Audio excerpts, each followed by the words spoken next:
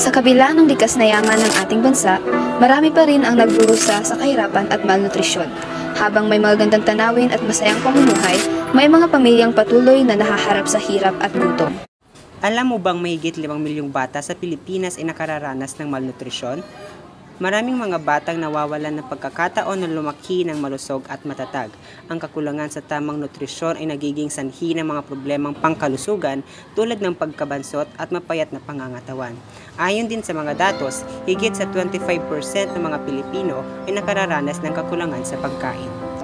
Ang malnutrisyon ay hindi lamang dulot ng kakulangan ng pagkain at kaalaman tungkol sa tamang nutrisyon. Ito rin ay dahilan ng kawalan ng akses sa masustansyang pagkain gaya ng gulay at mga prutas. Sa bawat araw, sasabot ng mga bata ay kulang sa vitamina at iron. Pagkakulat ang mga ito ng malnutrisyon ay hindi lamang nakikita sa panlabas na kalusugan kundi pati na rin sa kanilang kalaluhang makikita at ang malnutrisyon ay ng pagkakain ay ng malalim na epekto sa kanilang pagkakulat at pagkakaroon ng pagkakulat. Matatandaan ko lang ang Pilipinas sa nakaraang program ng International Assessment Umpisa noong 2021. Ano nga ba ito nakaka-apekto sa estado ng kahirapan sa Pilipinas? Ang mababang kasanayan ng mga kabataan sa paaralan ay direktang nakakaapekto sa kahirapan sa iba't ibang paraan. Unang-una, ang mga kabataang may mababang kasanayan sa akademya tulad ng pagbasa, pagsusulat at numeracy ay madalas na nahihirapang makakuha ng magandang trabaho sa hinaharap. Ang kakulangan sa kasanayang ito ay naglilimita sa kanilang mga oportunidad, nagre-resulta sa mga mababang kita at posibilidad na manatili sa estado ng kahirapan. Sa kabuuan, ang isang populasyon na may mababang antas ng edukasyon at kasanayan ay nagiging hadlang sa kabuuang pag-unlad ng ating ekonomiya. Kung ang mga tao ay hindi kayang magbigay ng kontribusyon sa ating ekonomiya, ang ating bansa ay maaaring makaranas ng mabagal na pag-unlad. Ngunit may pag-asa't lahat ng problema may katapusan, ano-ano ang maaari nating gawin upang maibsan ang suliraning ito?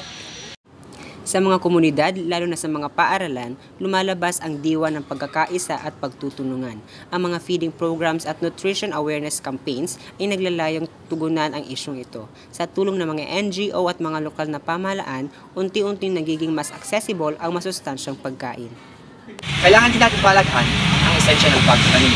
Ang mga bakating lupa sa ating bahay ay pwede natin pagtaniman ng iba't ibang klase ng gulay, tulad na lamang ng okra, talong, website at iba pa. Higit sa lahat, pwede din tayo magtanim ng iba't ibang klase ng fruit-bearing trees. Kailangan sa ating isa-isip, sa puso at isagawa ang kahalagahan ng edukasyon sa harap natin sa suliraning ito.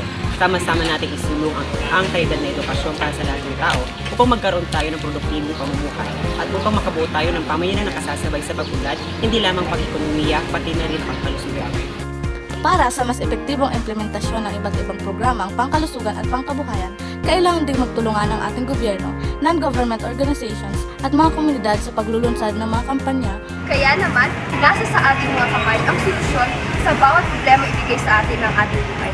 Kailangan lamang ng pagkakaisa, kamalayan at kagustuhang matuldukan ang siklong patuloy na nananalasa. Atin ang simulang kumambang upang ang ngayon at bukas na inaasam ay atin ng makagulan.